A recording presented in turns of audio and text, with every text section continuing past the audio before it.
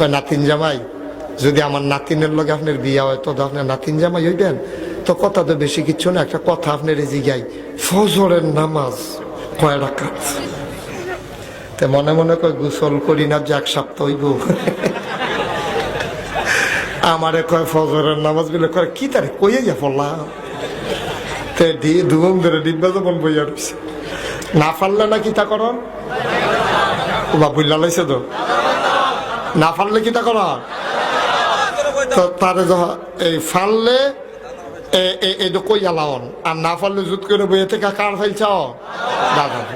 তে করছে কি তারে যখন জিজ্ঞেসে ফজরের নামাজ কয় রাখা, তে দাদার ফেলছাইছে। দাদার ফেলছাইছে পরে দাদা ফালতে উঠছে উঠটা কয় তোরা আমি জিগাইছি ফজরের নামাজ কয় রাখা? জিগাইছে হ্যাঁ বেড়া তুই আমার লোকে কস কি হতি সাইড রাখা? তুই তো সাইড রাখা জানো সে তো আমার কাছে কস করে তুই খেয়ে ইয়া তার কাছে না কবি সাইড রাখা? কয় সাইড রাখা।